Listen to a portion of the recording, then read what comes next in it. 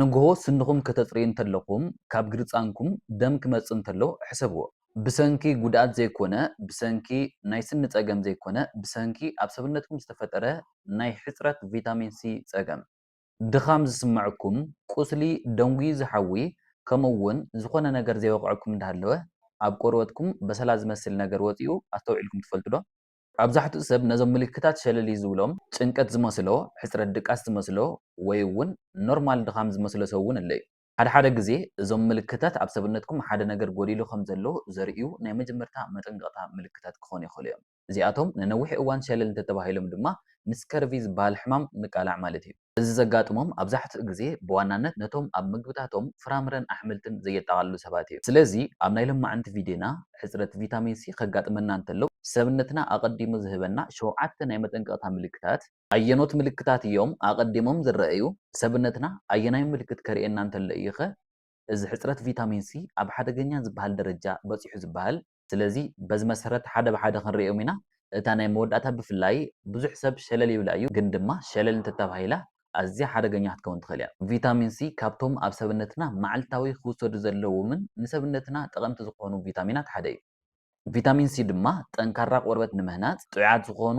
ሰራውር ደማት ንክህልውና ከምኡ እውን ቁስሊ ቀልጢፉ ንክሓዊ ሕማም ናይ ምክልኻል ስርዓት ይሕግዝ ካብ ምግብታትና ኣይረን ብኣግባቡ ንክምጠጥ ይገብር ከምኡ እውን ኣስናናን ግርፃናን ጠንካራታትን ጥዑያትን ንክኾኑ ይገብር ኣብ ሰብነትና ሕፅረት ቪታሚን ሲ ክህሉ እንተሎ ግን ሰብነትና ክደክም ይጅምር እዚ ዝፍጠር ድማ ብሓደ ሌት ይኮነን ብሓደ መዓልቲ ይኮነን ቀስ ብቐስን ብሰላሕታን ቪታሚን ሲ ኣብ ሰብነትና ክሓፅር እንተሎ ንሰሙናትን ኣዋርሕን ክቁፀር እንተሎ እዩ ውሕድ ንጥረ ነገራት ዘለዎ ምግብታት ዘዘውትሩ ከምኡ እውን ኣብቶም ሽጋራ ዘትክኹ ሰባት ብበዝሒ ይረአ እዩ እቲ ዘፍርሕ ነገር ከዓ ብዙሓት ሰባት ብሕፅረት ቪታሚን ሲ ተጠቂዖም ምህላዎም ከይፈለጡ ብሕፅረት ቪታሚን ሲ ተጠቃዕቲ እዮም ክሳብ እቶም ምልክታት ኣዝዮም ጎሊሆም ዝረአዩ ስለዚ እቲ ናይ መጀመርታ ኣዝዩ ልሙድን ዝረአን ምልክት ሕፅረት ቪታሚን ሲ ምድማይ ግርፃን እዩ ስንኹም ክትብርሹ እንተለኹም ደም ምርኣይ ምሕባጥ ግርፃን ክትንከፍ እንተሎ ወይ ድማ ብባዕሉ ዘቐንዙ እንተኮይኑ ግርፃና ኣብ ክንዲ ፒንክ ወይ ድማ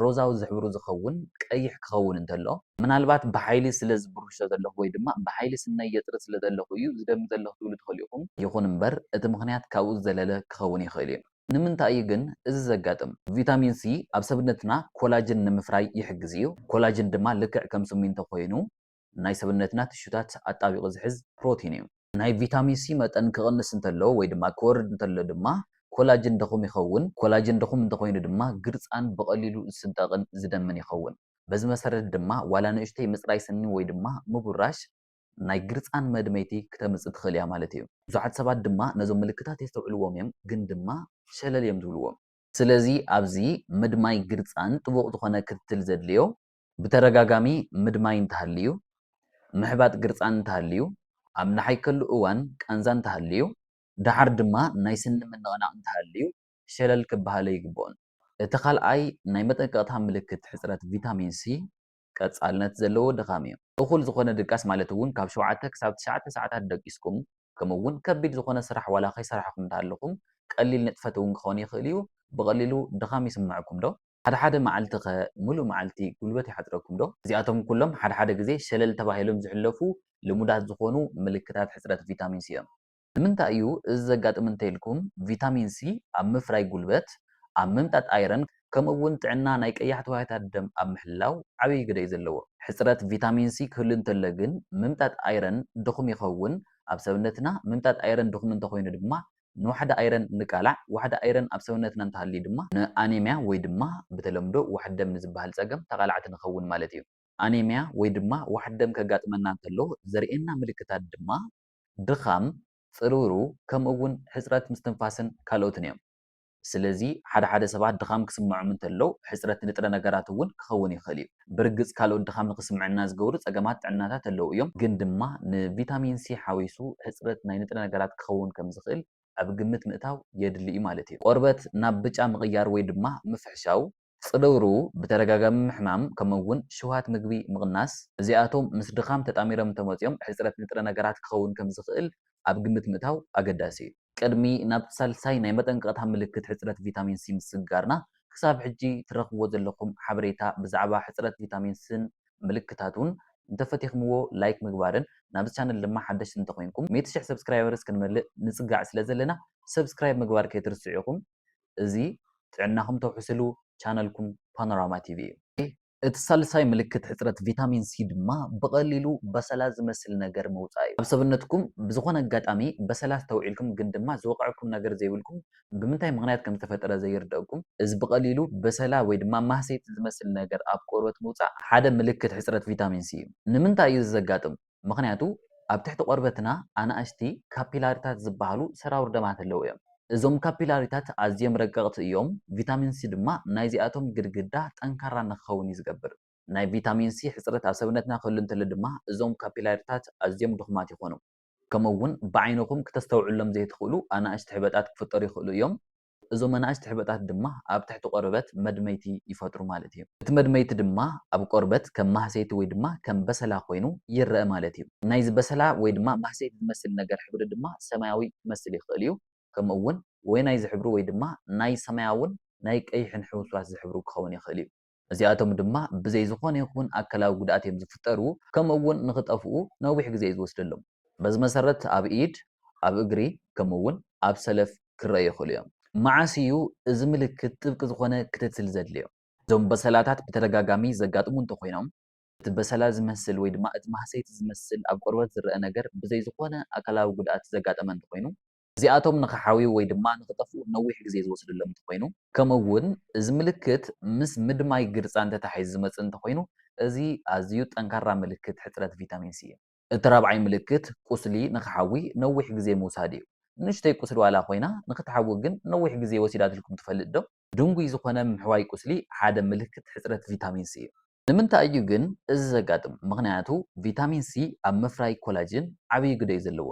በዚ መሰረት ከዓ ኮላጅን ቁስሊ ሓዊዩ ንክዕፆ ይሕግዝ፣ ቆርበት ዝፅግንን ሓደሽቲ ትሽታት ዝፈጥርን እዩ። ስለዚ ብዘይ ቪታሚን ሲ ሰብነትና ነቶም ዝተጎድኡ ትሽታት ብኣግባቡ ክፅግኖም ኣይኽእልን ማለት እዩ። ሕፅረት ቪታሚን ሲ ኣብ ሰብነትና ክህሉ እንተሎ ቁስሊ ቀሲሉ ይሓዊ፣ እቲ ቁስሊ ክፍቲ ኮይኑ ንነዊሕ ግዜ ይፀንሕ፣ ከምኡ እውን ንረክሲ ተቃላዕ ይኸውን ማለት እዩ። እዚ ዘጋጥም ብፍላይ ኣብቶም ውሕድ ዝኾነ ንጥረ ነገር ዘለዎም ምግብታት ዘዘውትሩ ሰባት ከምኡ እውን ኣብቶም ብዕድመ ዝደፍኡን ሕዱራት ዝኾኑ ሕማማት ዘለዎም ሰባት ይረአ እዩ።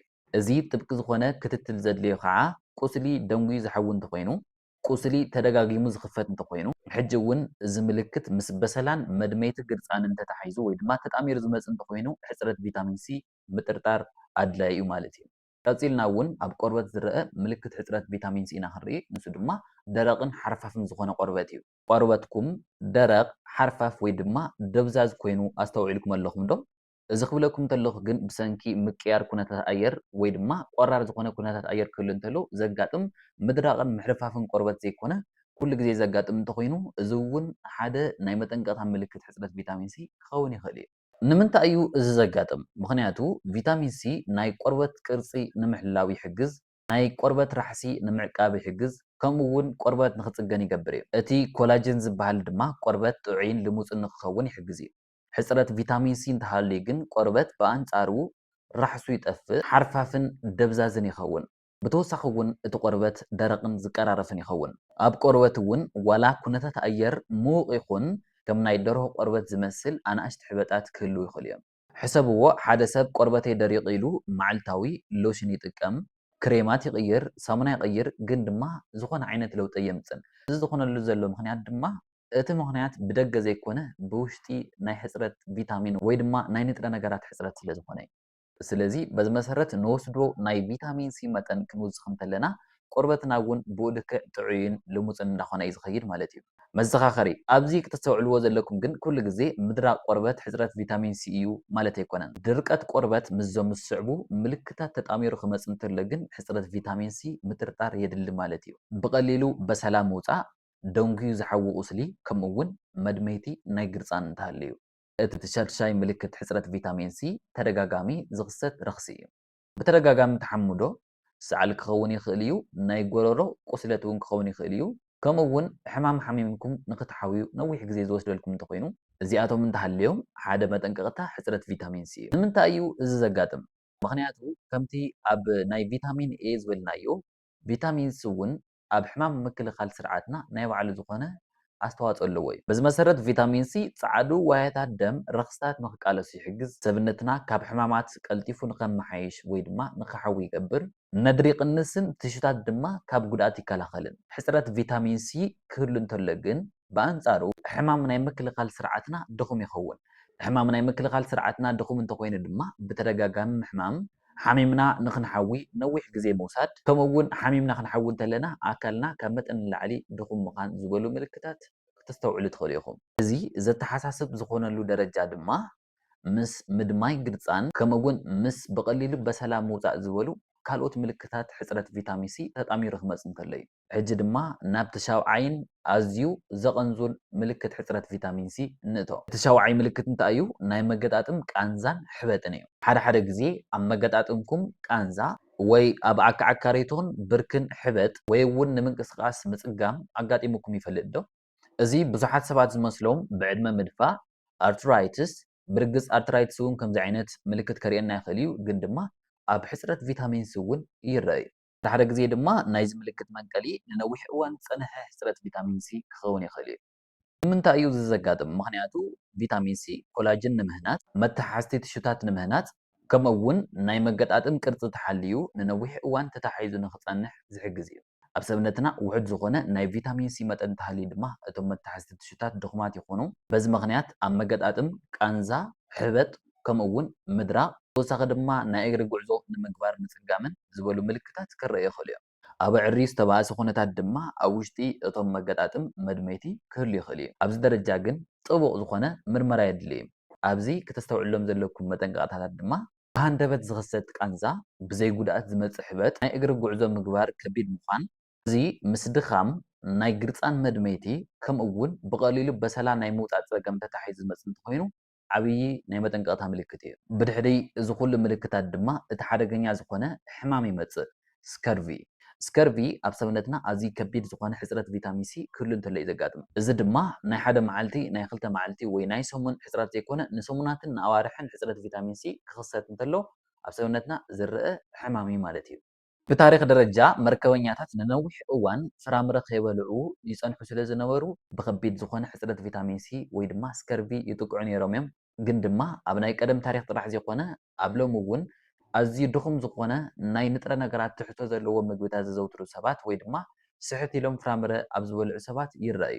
ከምኡ እውን ኣብቶም ኣሕምልቲ ዘይምገቡ ፕሮሰስድ ዝኾኑ ምግብታት ብበዝሒ ዘዘውትሩ ይረአዩ። ናይ ሕማም ስከርቪ ከበድቲ ምልክታት ድማ ከቢድ ዝኾነ ምድማይ ግርፃን፣ ዝነቓነቑ ስንታት፣ ዓበይቲ በሰላታት፣ ዘይሓዊ ቁስሊ፣ ከቢድ ዝኾነ ድኻም፣ ኣናእሽቲ ዝኾኑ ቀያሕቲ ነጠብጣባት ኣብ ቆርበት ምህላው፣ ሕበጥ ኣብ ኣእጋር፣ ድኽመት ከምኡ እውን ናይ እግሪ ጉዕዞ ንምግባር ናይ ምፅጋምን ዝበሉ ምልክታት የርእየና እዩ። ኣብቲ ኣዕርዩ ዝተባእሰ ኩነታት ድማ ሂወትና ኣብ ሓደጋ ዘእቱ እውን ክኸውን ይኽእል እዩ። ከምዚ ዓይነት ፀገም ኣጋጢሙ ሕክምናዊ ሓገዝ ዘድልኸ መዓዝ እዩ? ከቢድ ናይ ግርፃን መድመይቲ እንተሃልዩ፣ ከቢድ ድኻም እንተሃልዩ፣ መገጣጥማት ቃንዛን ሕበጥን እንተሃልዩ፣ ዘይሓዊ ቁስልን ከቢድ በሰላን እንተሃልዩ ኣብዚ ደረጃ እዚ ብዝተኻለ መጠን ሕክምና ሓገዝ ምድላይ ኣገዳሲ እዩ። እዞም ምልክታት ድማ ሸለል ክበሃሉ ይግብኦምን።